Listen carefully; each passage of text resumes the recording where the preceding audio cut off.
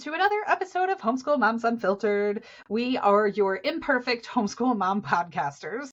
We love homeschooling, we love parenting, but we will never come here and pretend that some days are just freaking hard. So I am your co-host, Amanda. Oh my God. I love it. That's actually pretty perfect. And I can pretend to be Meagan today. Yeah. Okay, I'm leaving it.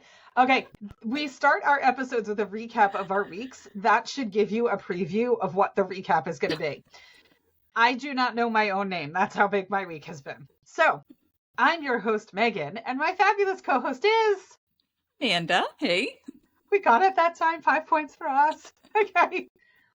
Our topic for today is homeschooling on a dime, which Amanda and I were just having a whole conversation about the economy. So this is perfectly timed. Yes, there are curriculums out there that tally up to the amount of a mortgage payment, but homeschooling doesn't have to cost a lot. You can provide a stellar education for your fabulous offspring without breaking the bank, and we would love to help you with that. But as I mentioned, before we jump into our episodes, we like to start off with a recap of our weeks to kind of, it's not perfect life all the time. Amanda, do you want to kick us off? How's your week been? You know, I have to say my week has actually been okay, right? Like little hiccups here and there. But the biggest thing for me is I kind of mentioned last week that I have this whole like chronic fatigue, PIM issue thing going on. And I'm like just one minor event away from being bedridden for like a week, and I feel it, right? And so I'm just like the slog of like getting through daily life, and I keep saying like I'm not going to do anything tomorrow. Like yesterday I got up and I put on my daytime pajamas and I announced to my kiddo, like, I am not leaving the house today. I put on daytime pajamas, I'm not getting dressed and leaving the house. And then like 10 minutes later I was like, except you have parkour at 4:00 and your dad isn't here to take you. So never mind. I'm going to put on clothes and I'm going to go sit in the park for an hour while you, like, I'm going to drive you there. I'm going to sit in the park and then I'm going to drive home. Like, never mind. And then this morning I had to get up early for a doctor's appointment. Here's your thing. Take care of your tatas, ladies. I had a follow-up ultrasound from a lump that I had found earlier in the year. I'm happy to report that it came back. This was their chance to like confirm and double check that it was benign. They really just wanted to follow up and make sure, and it is. But you know, it was one of those things, like, here's a little soapbox I'm going to get on for a hot minute. I had cancer before. I had a tumor in my parotid gland, and people always attended appointments with other people there. I usually go by myself. That's just how it's always been in my family. But this morning there was a woman who was there at the place, and she clearly had something going on, right? She was very nervous and anxious, and her partner, I'm going to guess husband, but I'm not positive, was there with her. And when they called her back, they refused to allow him to go back with her. And she was back there for quite a while. She was still back there when I finally got called back. And I know from previous experience that when you go for certain kinds of tests like that, right, they take you into one room, you change, they take you into another room, you have one of the tests, then you go sit in like a separate waiting area and wait for them to take you into a different room for the next type of test. And I just thought, how incredibly unfair. And like, doesn't that just say everything? It's a woman's health issue, and she's brought someone for support, and he's not even allowed to go back into the waiting room and hang out with her in between the appointments while she's like, oh my God, what are they going to tell me? Is my life about to totally change? And like, I mean, yes, it's great that he was able to sit there with her and wait for her to be called back. But when he asked if he could go in the back, she was like, no, you have to stay out here. And I was like, you know, I just can't imagine another scenario where you're going for cancer screening and you're going to talk to the doctor and they refuse to allow your person to be there with you. Like, no, you can hang out in the waiting room, and they'll come back out when they have a diagnosis that changes their life. Like, what? I don't, like, things need to change. It's not cool. Oh, that's so terrible. I hope everything's okay for her. I know, right? Like those are the things I hate. I have so many doctor's appointments. I see so many specialists, and you can tell the people who are there for like the normal, hey, Mm-hmm. I get to come every 4 months to see this doctor. And the people who are like, oh my God, this is the first time I've had to run through this and it's really scary. And I always like my heart really goes out to them because I remember the first few times, right? Now I'm just like, oh, I better remember not to drink my coffee so my blood pressure's not too high when they take it, right? So yeah, like that was not there's like I said, like nothing really big in my world. Though that said, the South by Southwest panel picker came out earlier this week. And so we're going to do another little thing that'll come out before you actually hear this podcast. But we were encouraged by the people over at South by Southwest to go ahead and put in a proposal to speak, right? They say they want to hear more about homeschooling because it's growing so much. So we'll see if we make it on there. But you can log on and vote. The first stage is like a popular public vote kind of thing. So if you're listening and you haven't yet, we would really appreciate it if you take a minute. I'm going to be honest, more like 3 minutes because you have to use your fake account to set up an account. Not a fake account. You have to use you have to use your junky email address that you only give to people you don't want to hear from, right? Yeah, for when you have to sign up for things that you don't actually want to sign up for, but you have to provide an email address that you don't care about. That's the email address you probably want to use. But yeah, go give us a like and a little vote and a comment to say these people are awesome. No, a vote is enough. Definitely bring them. We promise to represent homeschoolers well if you can get us part of the way there, which would be awesome. So thank you. Yeah, that's it.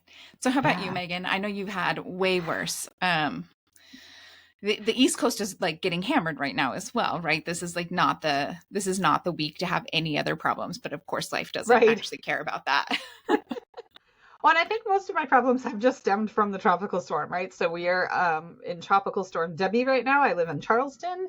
And so, yeah, I mean, it's just been astronomical amounts of rain and there's some damage to our pool already. And I'm just looking at it and thinking dollar signs and, oh my gosh, this is going to cost a fortune. And, it's a lot. My kiddo was supposed to fly out to go to Oregon on Tuesday, which was originally going to be the worst day of the storm. The storm is moving very, very slowly. And so we've had it since Monday, actually. We had tornadoes as early as Monday. It's now Wednesday.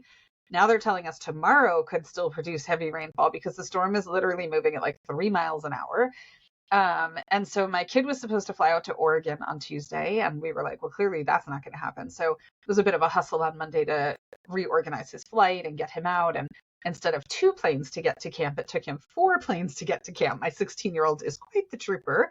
Thankfully, he's good at flying. But I did cry this morning. And sometimes I feel like that's super helpful. Do you ever find that where you're like, you just kind of like let it, like my husband called, he's out of the country for work. And he called and he was like, how are things? And I was like, you don't want to know.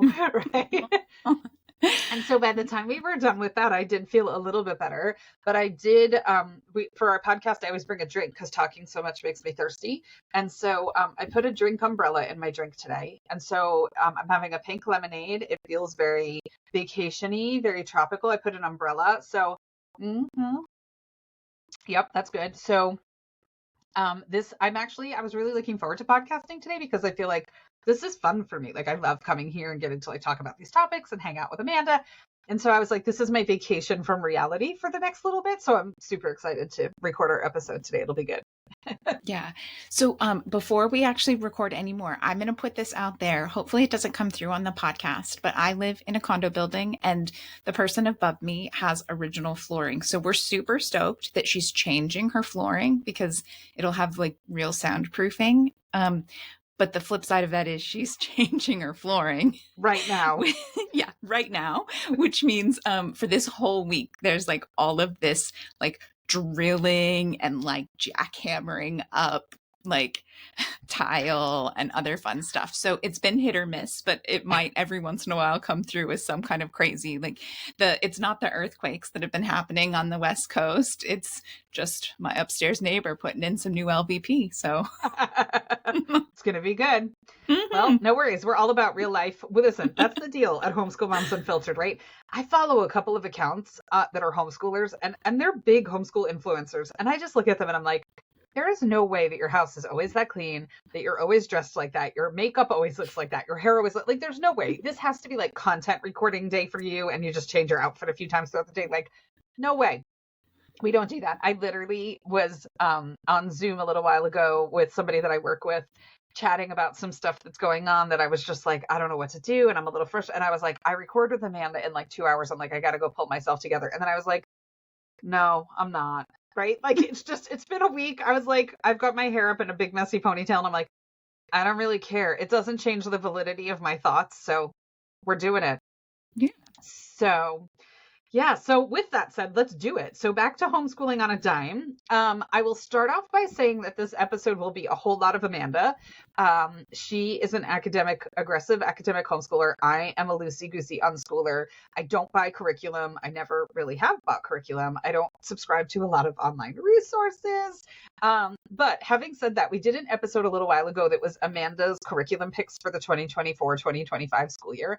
And I had the best time during that episode because, you know, when you're talking to somebody who just like loves the thing that they're talking about and you just have fun sitting back and watching them completely nerd out over something that they enjoy, that's letting Amanda go to town on curriculum. So you'll hear a lot from Amanda today, but I'm excited for it. I'm going to sit here with my lemonade and my paper straw and my drink and enjoy it. It's going to be good. It's so true. Enjoy your drink. And I do. Actually, this whole week is a curriculum conference that I'm attending. It's virtual. And so I have like 4+ hours a day of curriculum stuff that I want to watch. And I have to miss several hours of it today for recording. And I emailed the organizers and was like, is this for sure going to be sent to us next week as recordings? Because it looks like you're recording all of these. And they were like, yes. And I was like, okay, good. I don't have to ask Meagan to reschedule recording just so I can attend my conference. I totally so would yeah, have. I do really love this topic. And so it's that thing, like, yes, it is possible to spend a small fortune on homeschooling. Like, we're not going to sit here and lie to you about that, but it is also possible to do it for free or almost free. So we're going to be sharing practical tips, free resources, and creative ideas to help you achieve your homeschooling goals without breaking the bank. So what does that look like? Whether you're a veteran homeschooler or just starting out, grab your favorite beverage. We won't judge. It doesn't have to be pink lemonade. And a notebook and settle in. I really hope this is going to be fun. I think it will be. I enjoy watching you do your thing, so it'll be good. Before we dive in and let Amanda go to town on curriculum, we want to just toss out a quick thank you to our premier sponsor. We have a treat today from our premier sponsor. Since this week's theme is budgeting, we have an extra coupon code for you. Normally, Hub of Curiosity, which offers this huge range of classes on OutSchool, provides our listeners a $15 coupon. In the spirit of today's episode, we have a special coupon code for you for $20 off a class. Their classes are live, online, they're interactive. You can find Lego math, student newspaper, creative writing, STEM. I mean, it's everything. So you can find the link to their course catalog on our Instagram bio or in the description for our podcast. But the coupon code for $20 off your first class or any class, this coupon is, even if you've taken classes, go for it, is of Cure Dime 20. So it's OFCUR DIME 20. So you'll definitely want to check that out. But before we waste any time, hop to it, Amanda. Well, I just want to say I love that. I didn't realize that it was for anyone, like even if you've taken a class before. So on any class that you're taking with Hub of Curiosity, new or veteran user, you get $20 off. That's great. Yeah, excellent. Yeah, for sure. Okay, so before we really dive in, I think one of the things that we need to do is define a few things and clear up a few misconceptions. So first off, virtual school is not homeschooling. Okay, now this gets confusing because anyone can say anything. And I see virtual school programs talking about how you can homeschool with an accredited program or kind of like other misleading language. And it comes up oftentimes in groups. Okay, so here's the deal. Virtual schools are public schools that teach all of their classes online. Because they are public schools, they are, or at least should be, free. Okay, now that said, there are some virtual schools that are traditional private schools, or whatever. There are variations on everything. But when you hear someone say, you can homeschool for free with this, virtual school, it's free because it's a public school and it's getting public school funding. This type of virtual school might be available via your local school district, right? I know for sure that our local school district has a virtual school option. A lot of schools rolled it out during the pandemic. Some of them have gotten rid of it, but a lot of them have kept it for whatever reason. Or there are other providers that provide this depending on the state and region that you're in. One example of that is K-12. It comes up all the time in the homeschooling groups. So virtual schools generally still require students to participate in 5 to 6 hour school days plus a lunch break, just as if they were back in a brick and mortar school.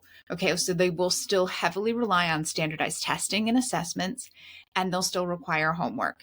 They'll just do it all while your kiddo is at home on a computer. Okay, sorry, I made a face because 5 to 6 hours. Oh, all right. I know this is so not you. So not, right? Okay, now, despite the fact that I made a face, I'm really sorry. It was visceral. Okay, now, for some families, this really is the most practical option. Maybe you're a single mom who has a remote job and, you don't have friends and family around to keep an eye on your kiddo during the day, but you don't want your kiddo going to the neighborhood school for whatever reason. You need help during the day while you're in meetings. A virtual school might be that thing, right? It's the same time frame. It's covering those hours, and that's okay, right? You have to do the best you can for your kid with the circumstances that you have in life. So 100%. But just be aware if you're chatting with people or you're posting in a homeschool group, especially if you're posting in a homeschool group. If you post in a homeschool group that you are using this, what's going to happen, Amanda? They're going to say, that's not homeschooling. You're going to get pounced on. Right? Yeah. So just remember the verbiage, right? That it's not technically homeschooling. Now, it may be that you're doing school at home, but it lacks the ability to pick the curriculum that works best for your kid. It lacks the flexibility of studying whatever your child is interested in. It requires a lot more focus, sustained energy in front of a computer than even elementary school students who are in school are doing, and more than they are probably capable of for their developmental readiness for something like that. But again, sometimes you have to pick the lesser of two evils, right? And so if that's the option that exists for you, rock it, right? Do it. You've got this. Yeah, that's it. And if you sign up for virtual school because that's what you need to do right now, your kiddo isn't self-directed enough to be able to truly homeschool with a couple different classes and do some work on their own, and then, plan to meet up with you for touch bases throughout the day when you actually have the freedom. Like, that's okay, right? Just because you're doing virtual school 1 year doesn't mean you have to do it indefinitely. It's not the only option. And it's not like you've signed a contract that you have to stay in it until they're ready for college kind of thing. So another important distinction is around this new breed of virtual schools that are far more hybrid. So sometimes they're free because they are public schools receiving public school funding. Oftentimes they aren't. These schools may have several hours of class, either virtually or in person, on 2 or 3 days of the week. And then the other days of the week, they are at home for homeschooling. Many communities have at least a couple of these hybrid in-person options, and there are online options too, right? So some are free programs, like in California through their homeschool charter system. There are a lot of these hybrid programs. I'm sure some other states also have them that have these kind of more hybrid options. There are also private pay options like the Stanford High School online program. It can be full-time or part-time. You can also do part-time at ASU Prep Digital. These are all those kind of hybrid things where you can commit to a school and you have part-time dedicated hours that you have to be there. And then you have a lot of other time that's supposed to be dedicated for more homeschooling, independent study type things. Again, not necessarily wrong, but it is not homeschooling like we're talking about for the most part. That is so true. And I actually feel like even kind of the next tier of that has kind of trickled down and developed is I'm homeschooling. What paid program do I just kind of plunk my kids into as far as like time for learning or whatever? And I pay for that and there, I'm homeschooling, I'm done. But it's so different from the traditional sense of the word for homeschooling. So it's been interesting to see kind of this evolution as the homeschool community grows, how many people are kind of taking that route. So today we're specifically talking about how to homeschool, whether your family has the ultimate say, a situation where your family has the ultimate say in what curriculum and resources you're using, what your children study, how they study, how long their school day is, and how to do that model of homeschooling either for free or as close to free as we can possibly get you. We've discussed this before, but there's really no getting around the fact that not all of the options that are out there are created equally. You can Google free unit studies or homeschool freebies and find loads of options. Some of them are good, some of them not as good. Today we won't be recommending anything that includes Bible verses because we are a secular podcast, or anything that is blatantly problematic when it comes to history and science in particular, which are kind of the two big ones where people like to rewrite them based upon their historical preferences or exert their religious influence over facts. So we will not be doing that today. And this is your friendly reminder to be on the lookout for these things when you are looking at free resources, just understanding that anybody who puts something out there has a perspective and has influence that will probably seep into what they're creating. So keep an eye. Yeah, no, that's so true, right? We try hard to make good choices with things, but every curriculum, everything out there that you use, right, there's another side to that. There's another viewpoint. Even the most woke curriculum or the most decolonized curriculum, there are people out there, there are other groups out there that are saying, hey, wait a minute, they may have done a good job on this side of it, but from this perspective, it's really lacking. And so it's just important to keep that in mind. There is no one anything out there for homeschooling that really handles it all well. Mm-hmm. And that's okay. It's just about being aware of it and doing the best you can to address the different sides and the different pieces. I mean, people are complicated. History is complicated. So it makes sense that you're going to have some conversations around some of these things, even with the best resource you can possibly find.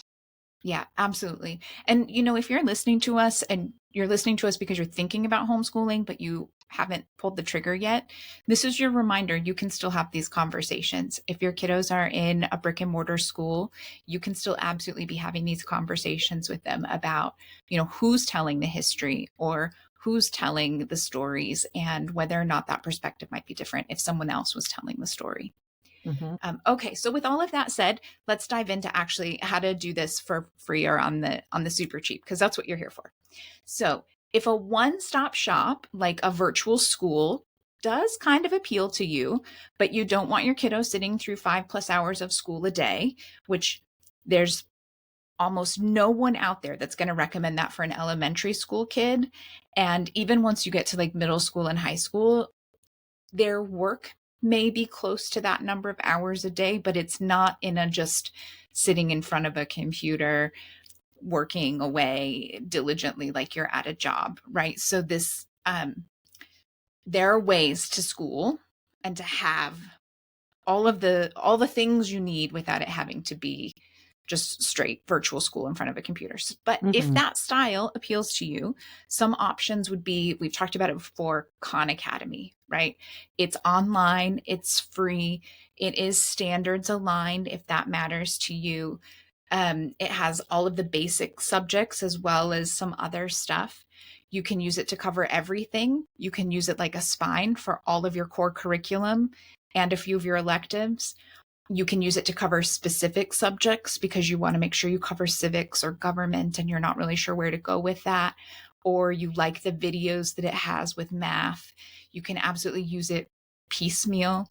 Or you can just use it as a supplement. And maybe it's not actually your spine or your curriculum, but your kiddo is not understanding what you're trying to teach them in math. So you have them go watch a video where someone else explains it in a different way. And maybe they're like, oh, now I get it, right? Khan Academy is great for that. It is free. It's easy to use. Another option that's super similar to that is IXL. Again, super similar to Khan Academy. It's all about personal preference. I personally prefer Khan Academy to IXL. My kiddo did as well, but my kiddo is not your kiddo. And this is just one of those like trial and error, right? They're free. Give it a try for a couple of weeks. If after a couple of weeks, it's still like, this is just not working. And it's not a question of this is new and I'm not really sure how I feel about it, but it's a like, we've tried it for a couple weeks and I do not like this. Don't push it. Don't keep doing it, right? You get to pick what works. Like, give it a fair try, right? This is not a like, oh, it's the beginning of the school year and I don't want to do any work. Like, oh, well, it clearly didn't work, right? If your kid is approaching the school year that way, maybe deschool a little bit, but then also like, don't blame that on the curriculum. If your kid just doesn't want to do any curriculum and you feel strongly about the fact that some curriculum needs to be done, right? That's a whole other topic. So there's another interesting option out there that I actually did not know much about, but I came across when I was doing some research for this episode. It's called CK to 12. It's actually geared towards classroom teachers, and it's been around for over a decade.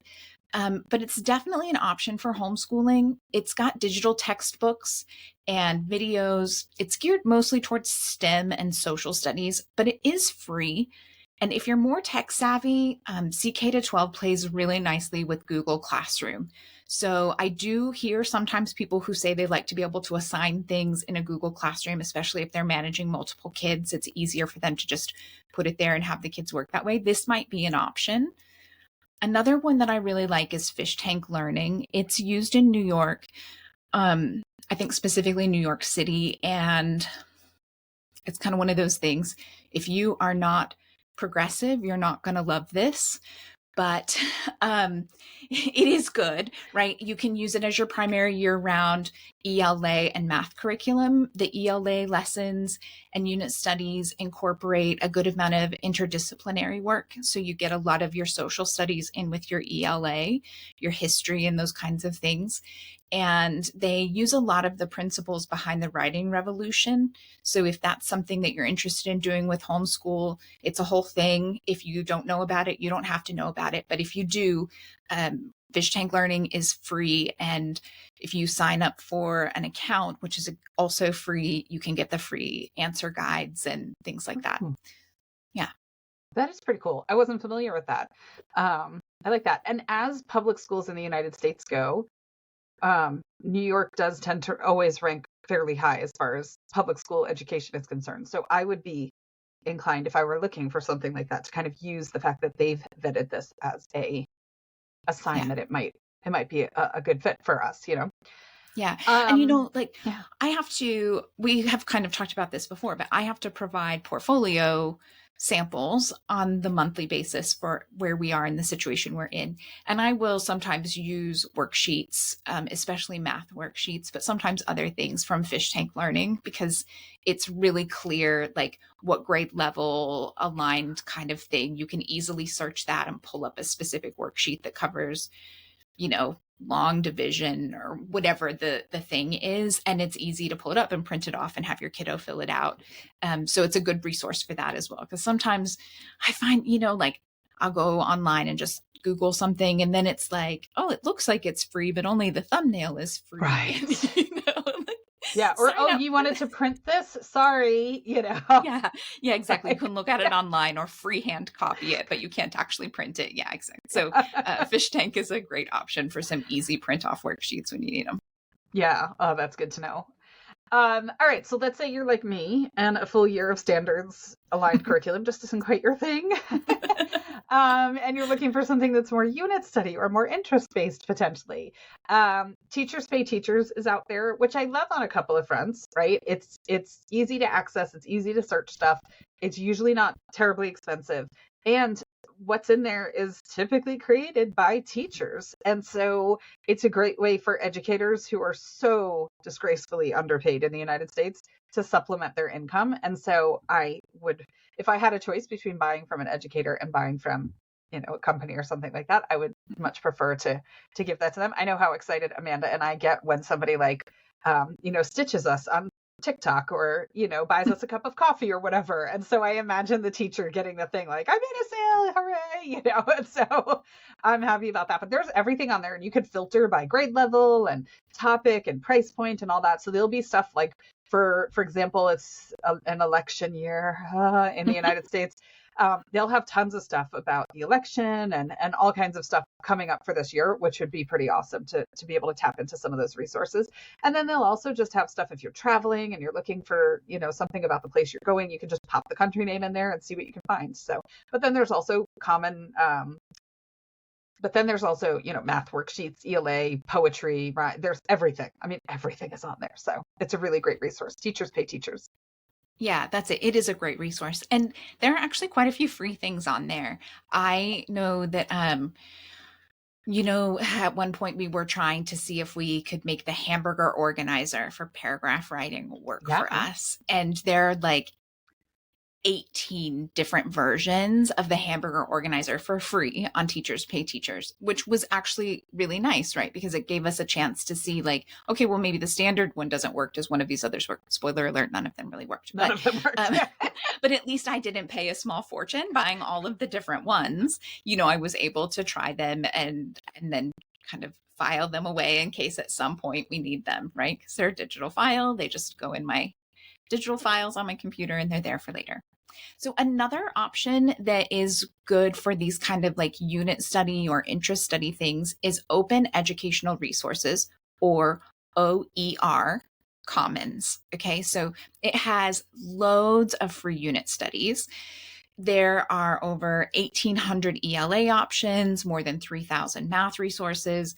But they also have other interesting things. Like when I looked at it the other day, they were up to 46 garden-based learning units, 84 arts integration units. And they also have units on things like Women's History Month and National Day for Truth and Reconciliation. Now, before I say anything else, this is again one of those things. Remember, with all resources, you want to look at the source. So the Truth and Reconciliation resources, more than half of them came from the Canadian government. So they're not going to be quite as ideal, right? They do still have some valuable information in them. They're going to, but they're not as ideal as the ones that were actually posted by Indigenous organizations. But there are ones in there that have been posted by various Indigenous organizations and cultural centers and things like that.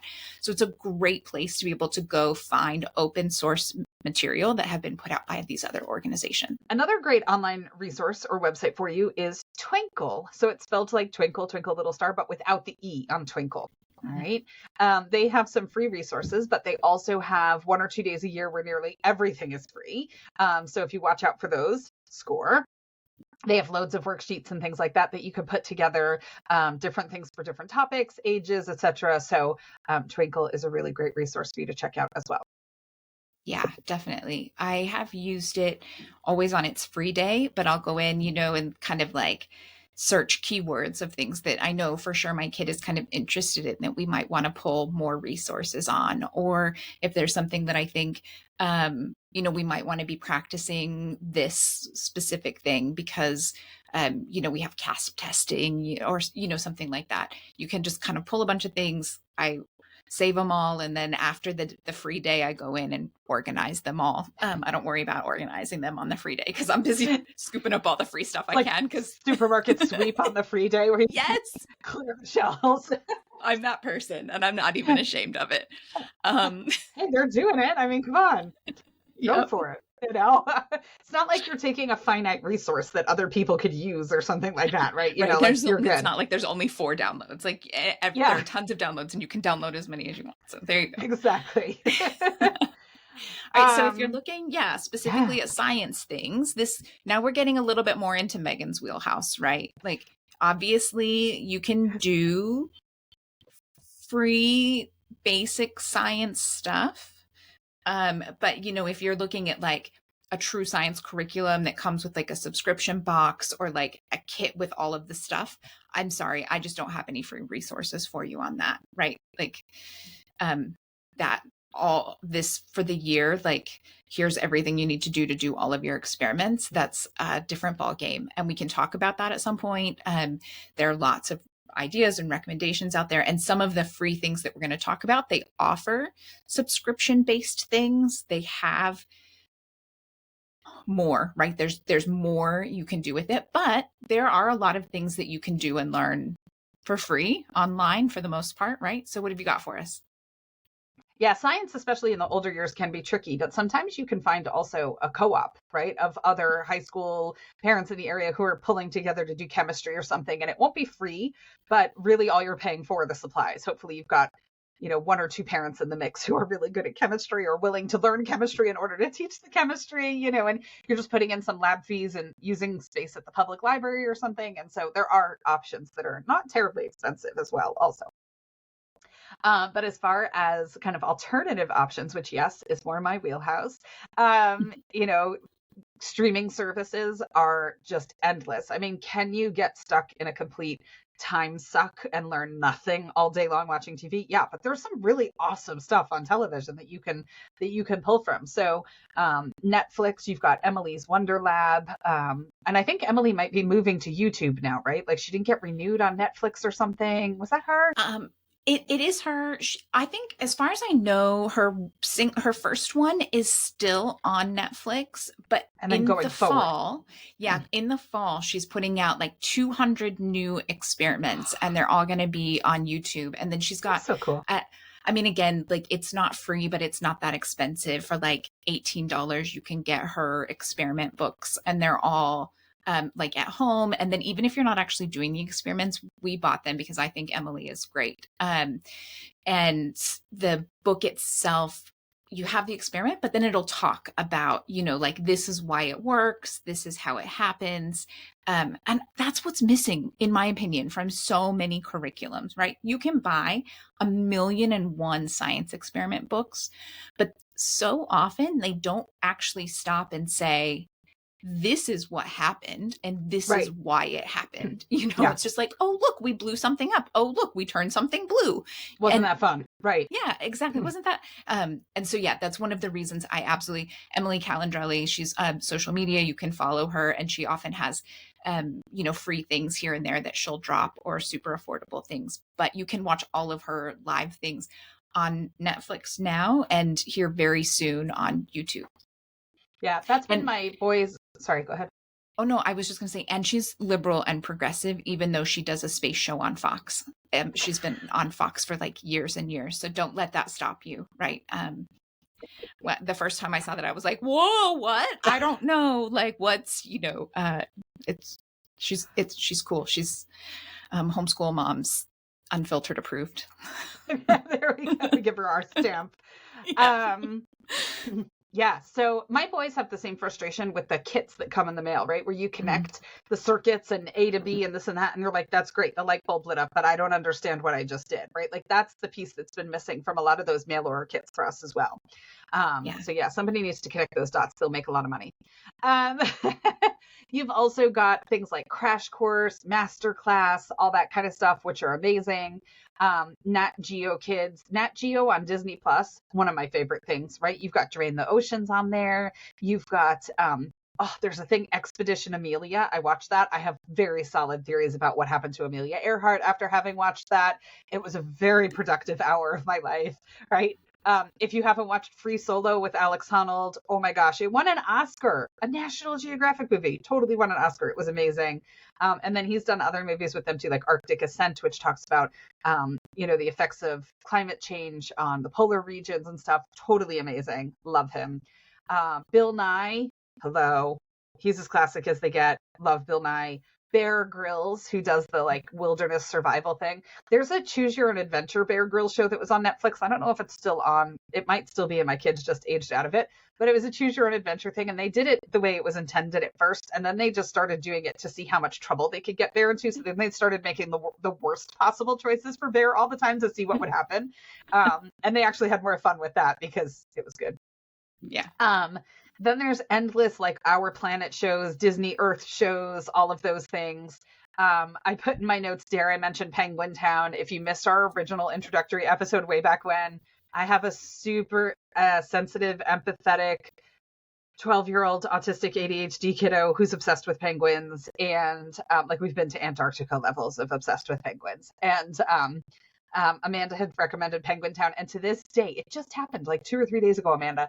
When I bring up Amanda's name, my kiddo goes, ugh, Amanda.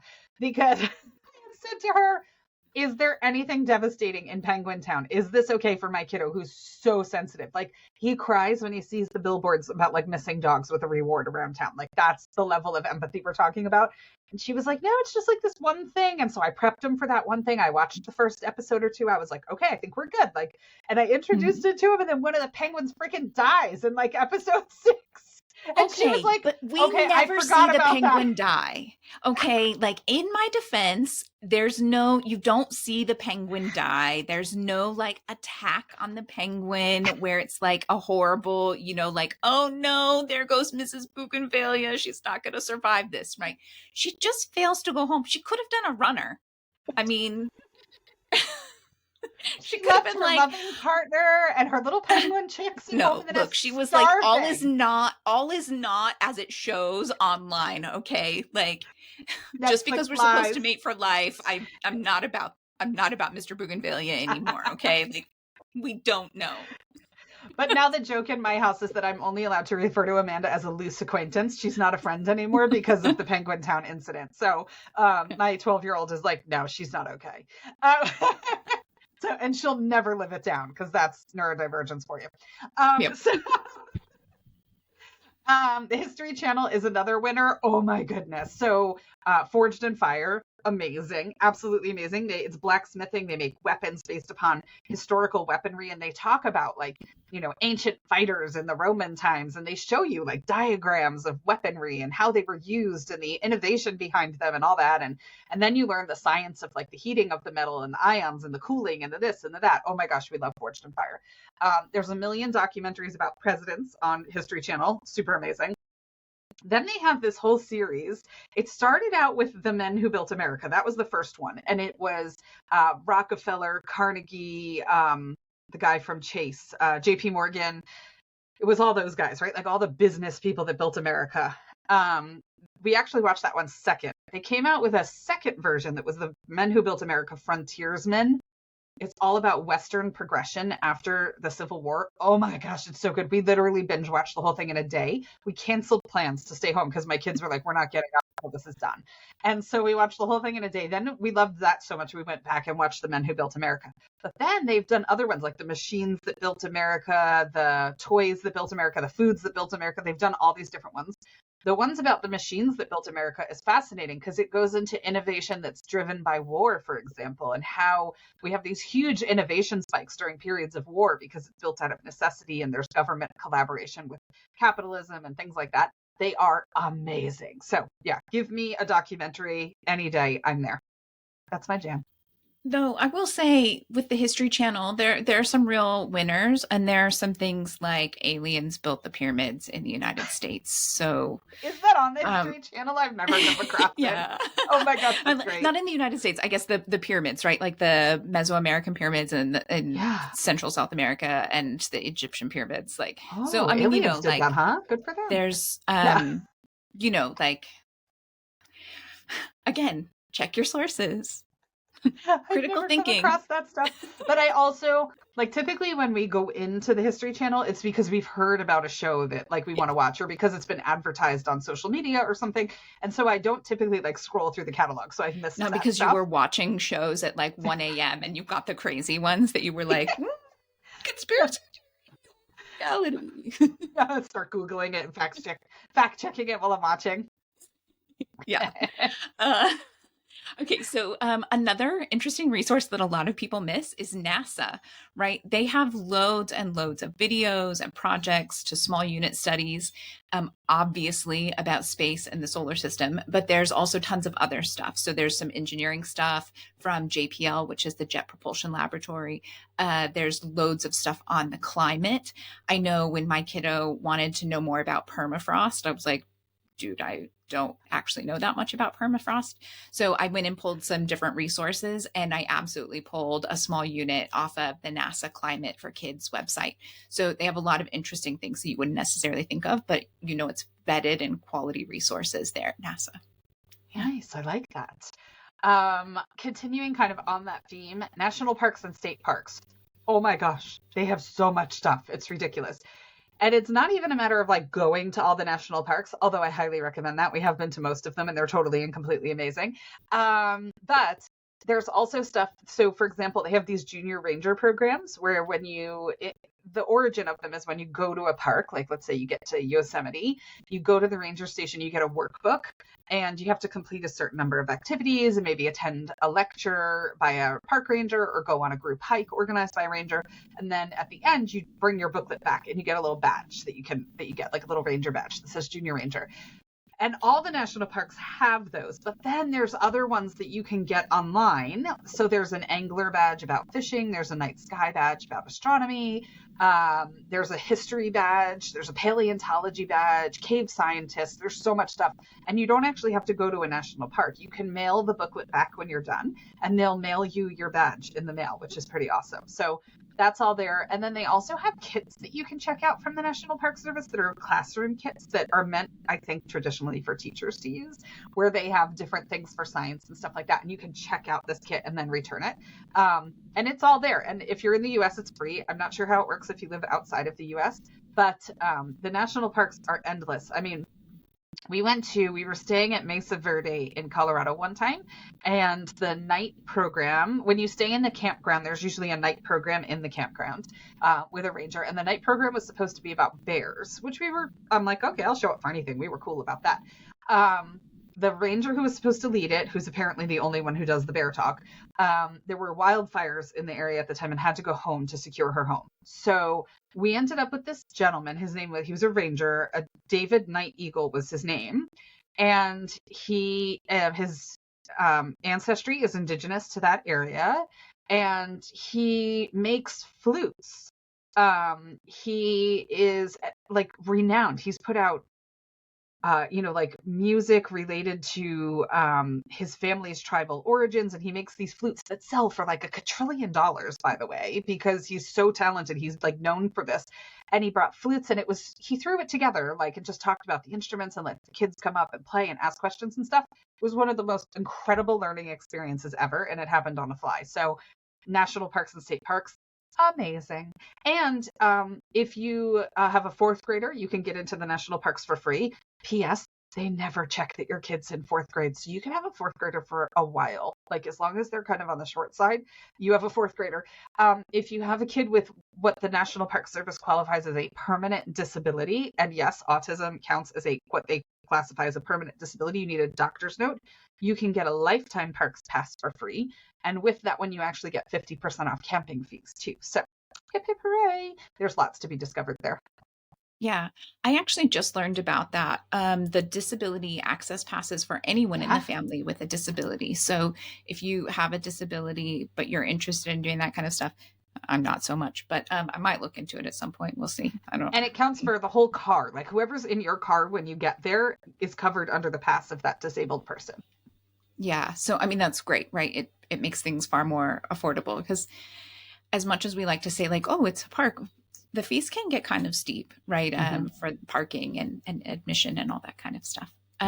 But piggybacking off of that idea of kind of like nonprofits and government things, I know the Federal Reserve has loads of free resources. You can request them or download them. There's a combination of, but they have stuff on money, how it's put into circulation, how it's made, the symbolism on it, which can, is really interesting for some kiddos. They have things on the economy and just all kinds of stuff. I was actually really surprised. And if you can go to a Federal Reserve in person, sometimes you get to take away a bag of shredded money as your souvenir, which I was like, I just missed it when we were in Kansas City last month. And I was so bummed, but we were there over the 4th of July weekend. So they were basically not open the entire time we were there. Cause like they're only open Monday to Friday and 4th of July was like Thursday. Yeah. So, oh my goodness. There's your neighbor's floors. Banging. Yeah. So super random side note, because my oldest kid is a tinkerer, woodworker, blacksmith, etc. He's taken that bag of shredded money and set it in epoxy and then turned it, and he makes like pens and stuff out of it. And you can see the shredded money, and you can see like at one point you could see it just worked out perfectly. Like on one of them you can see like Washington's name like almost completely spelled out, and you can see it in the pen set in epoxy. It's really cool. Oh, yeah, that sounds super fun. Okay, so some other organizations like that, you have icivics.org. It's an absolute treasure trove of free civics and social studies materials. And again, it is an election cycle here in the United States, a federal. And so I really recommend like iCivics has tons of great stuff. And they'll also start having more, you have to sign up ahead of time, but they have lots of great talks and presentations and things like that, usually free, just as long as you pre-register. So definitely check that out. Nice. And then there are other things too. Like I know for a fact that San Diego Zoo Wildlife Alliance has loads of materials online, educational things. They're specifically called educational resources. A lot of times they're meant for teachers to use, but obviously we can use them as well. And I know they're not the only zoo or aquarium type organization out there that has that sort of stuff. So there are lots of options for that. So just kind of keep in mind, right? If there's something that your kid is especially interested in or something you especially want to check, a quick Google of organizations that you know or places you might go in person, what they have on their website might be a great way to extend that learning. Can I just add really quick that I'm not talking about the San Diego Zoo. I've never been there, and I'm sure you vetted it, Amanda, but just be super careful. Like we have some places near us that are like animal places, but they're not. They're terrible places for animals. Like some of the smaller, like mom and pop type things sometimes. Yeah. Some of them are great. Some of them are horrific. We went to one that a homeschool mom had recommended. It was in Arizona called, I think it was Cogburn Rooster Ranch or something, Ostrich Ranch or something. It was a horrific petting zoo. Like we all left either crying or nauseous. It was so terrible. So just when you're doing animal things, like please, please, please, like watch Blackfish. Don't, please. I can't. So there are great places that are helping with research and rescue and rehabilitation. And then there are places that definitely aren't. And then like SeaWorld, who really loves to tout their rescue and rehabilitation. That's definitely not, right? So you got to dig past the marketing spiel. Yeah, you know, I know SeaWorld, they're really big on like, oh, we spent $1 million on this. And it's like, and they made how many millions in profit, right? Like it doesn't match. San Diego Zoo Wildlife Alliance, they do a lot of stuff around the world, and they do a lot of trying to save things. They have some really interesting stuff going on with using embryos to try to bring back, I think it's white rhinoceros. Cool. But yeah, so they don't have any females that are like of childbearing. And so they have these embryos and they're trying to implant them in, I believe, like a more standard black rhinoceros. I think I'm a little foggy on the details because it's been a while, but like they're doing some really cool things and they have some stuff. So generally we also try to be quite careful. And I know that for some people, there's no Zoo Wildlife Alliance that is their cup of tea, and that's totally fine. But if you have kids who really want to learn about specific things with animals, there are some good organizations out there. Yeah, find the good ones, right? Yeah, for sure. All right. So, we have just a couple more things to cover. One that we want to talk about. So a lot of these things, they have been good for all ages, but it gets a little different in my opinion. If you've got an older middle schooler or high school student and you're looking for interesting classes that are going to dive a little bit deeper than kind of like your more traditional standards class, right? If you just wanted your kid in a standard high school social studies class, that is not hard for you to find. But if you want to find something that's really unique to their interest and they're going to be really excited learning about, there are quite a few free options out there that have interesting classes. There are lots of options out there that cost a lot of money, but there are free or very affordable options. Okay. So big disclaimer here as well. At the time that I did the research and I put this together, these things were free or very affordable, but things change. Companies decide they want to make more money, right? They decide to include paywalls. Google is always going to be your best option for like does this place still offer free classes and how do I find them? So the first one that for sure is still free and open is MIT OpenCourseWare. They have free lecture notes, videos, and even exams a lot of times for every class in their catalog. So obviously in this situation, you're not going to get MIT college transcript credit for taking a free class, but you can absolutely still include it on your homeschool transcript, right? Your kid took the time, they were in the lectures, maybe they did some kind of a project with you, or maybe they even just told you about what they were learning and showed that they were actually picking stuff up. You can absolutely still include that in your transcript. And MIT isn't the only one doing this. Lots of other schools offer similar, if maybe a little bit smaller catalogs of their free courses. So everything from Harvard, Stanford, and Yale to UC Berkeley and Carnegie Mellon, lots and lots of options. A quick Google can find even more options for you. So an example of what I was just talking about with paywalls is Coursera. So it does include some of the MIT classes, but it includes a lot of the other things out there as well. Ones from places that I didn't really know of, or some smaller places, but they just have a lot of things. There are a lot of paid options, but there are also supposed to be hundreds of free options. Now, this one gets a little tricky because the internet swears you can still audit the classes for free.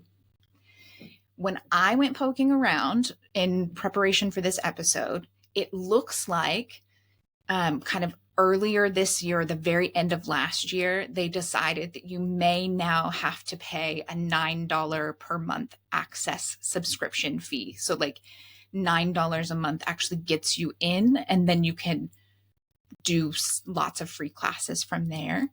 I don't know if it was just the classes I was looking at that kind of piqued my interest, or if it's that way across the board. Like I said, the internet still swears that you can do it for free.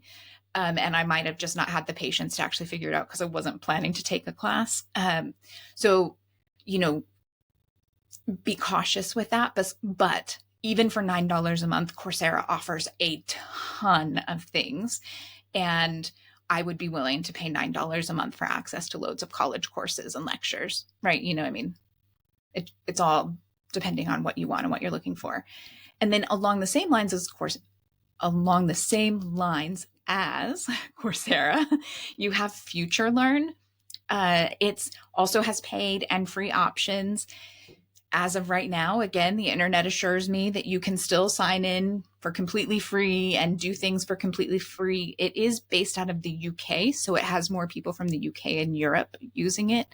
And it is a little bit more interactive. You can actually interact with people who are taking the classes with you. There's still the free options still don't get you teacher feedback and those kinds of things, but you can actually still talk with classmates and stuff for a kid who wants more interaction. If you have a kid that doesn't, then, doesn't matter either way. What's that?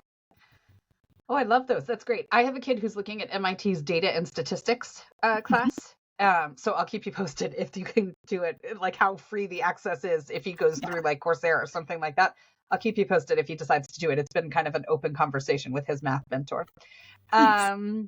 Yeah. So what else? Okay. The public library. How did we get this far into an episode without talking about the public library? It's like the mecca for homeschoolers, right? Mm-hmm. So the public library, I mean, of course, you have internet access, books, DVDs. Those are kind of like the standard things that you would expect. There's games. There's events. Our library does chess and D&D and all that kind of stuff. You can get space at the library. If you want to build a group that's, a sewing circle or an ELA class or a chemistry class or something, you can usually coordinate to get a room at the library for, once a month or an hour a week or something like that. So talk to your librarians. They are so willing to help. They love the library so much, and they are always kind of just ready to make a solution happen for you to the best of their ability. Our library also has park passes for state parks, county parks, things like that. So you don't have to pay the fee. You can get it. You can borrow the pass for a week, which I've never seen before. We've lived in a lot of places, and that one was really cool. I've seen other libraries that have sewing machines and 3D printers and cake baking pans and like everything you could possibly think of that are there. You might also be able to get another library card. Like when we lived in Raleigh in North Carolina, I was able to pay like $25 a year to get a Durham library card, which is the next county or the next big metropolis, if you will, over. And for us, that was money well spent because it opened up massive, a new catalog for us and things like that. So that might be an option. And then also, if you have a university near you, sometimes you can gain access to their library system even without being a student. We had that when we lived in Florida. I was able to get library access at Nova Southeastern University, and their kids' library was amazing. So keep checking them out because you never know what's there. It doesn't hurt to ask. The other thing to bear in mind is if your library doesn't have it, if you look in the online catalog or whatever, interlibrary loan, most libraries participate in interlibrary loan. If you don't, you should champion your library to make them participate in interlibrary loan. But they can swap books around from all over the place. When we lived in Texas, they would sometimes charge you postage, which I'd never encountered before. But it was so funny to me because they would call me from the library and be like, okay, we found the book in Minnesota and we can get it here, but it's going to be $1.25. Is that okay? And I'm like, well, given that it's an out of print book that's like $180 on the internet, yes, I am good with the $1.25. And they will literally ship the book down from Minnesota so that you can borrow it, do whatever you need to with the book, and then they'll ship it back to Minnesota. So interlibrary loan is pretty awesome. Community centers, botanical gardens, and museums. So botanical gardens and museums will usually have reciprocal arrangements, like Amanda was talking about with the zoo. We, ironically, though we've never lived in Georgia, had a membership at the Atlanta Botanical Gardens, which is incredible if you're ever near Atlanta. We went to the one in Texas when we moved there, and my kiddo called it the Botanical Gardens because it was so sad and depressing compared to Atlanta. I was like, well, you did kind of get spoiled. That they have reciprocals all over the place. They'll give you a booklet that tells you all the places you can get in once you have your membership. And then community centers, we have, like where we live, there's a sporting community center. My kiddo played pickleball for like $50 or something. And it lasted for, he went a couple of days a week and they had lessons and all kinds of stuff, which was cool. We also have an art center in town, and the kids can take like clay throwing classes and whatever. And there is a fee associated with them, but because it's being subsidized by the town, it's not super expensive. So they're a nice option. Another option is to pull reading lists. So there's build your library, quote unquote, curriculum, which isn't a curriculum in the standard sense where you're getting like a big hunk of workbook that you need to complete. But rather it's more like a list where you're looking at living books, own voices books where you can read those, have discussion around them, things like that, and use that as the foundation for your learning experience. So the fee for those is not tremendously high, but sometimes you can Google for the lists also, and you might not get the complete list if you Google, but you're going to get enough that for free, it's definitely workable, that you'll have plenty to talk about. So that's there. I wanted to add Craftsy. Craftsy has everything on there, right? Sewing and embroidery and anything creative is on Craftsy. And the classes they can get a little bit pricey sometimes, not all of them, but they can. But historically on like Black Friday, which in the US is the day after Thanksgiving, 4th of July and other holidays like that, they will literally do like a 75 to 90% off sale. So my kiddo always had stuff on Craftsy that she wanted to take, and she would just kind of screenshot them or add them to a Pinterest board. And then when they would do the 90% off, she would buy like 10 classes for like $15 or something like that. So it's definitely worth keeping an eye on. You do not need to pay them. And this is a huge thing because I talked to somebody about this and then they signed up for the monthly subscription. You do not need to pay the monthly subscription fee to participate in those sales. You can just buy the classes a la carte. So don't do that. Don't waste money if you don't have to. Okay. If you have a kid that's into arts or trade skills or anything like that, there are guilds. I think we've talked about guilds before. I'm a huge proponent. They're generally either free or they offer a student membership. My daughter is in 1,000,001 guilds, but her payments for the year are like $10 to $20 usually to join the guild. And with that, they get tons of meetings and seminars and newsletters and mentorship and all of that. And typically the people who are in guilds are older people who've been doing this art or this trade for a long time. And they're usually so happy to see young people who are interested in the thing that they love. And they are so happy to work with them, mentor them, partner with them. So they're often an untapped resource of knowledge, which is pretty good. And then, Town Parks and Arts Center. I already said that. I got ahead of myself. I do that when I get excited. But yeah, those are some of the ones that we use that have been pretty awesome as well. So love it. Love a good budget resource. Yeah, no, for real. And, you know, I mean, there are tons of other things. This just scratches the surface. But hopefully, if you are new and you're thinking, I want to try to do this, but it seems like everything is so expensive, you know, people recommended that I check out Moving Beyond the Page and Bookshark and Timberdoodle. And the Timberdoodle curriculum was like $1,200. And I don't have $1,200 to just spend right now, right?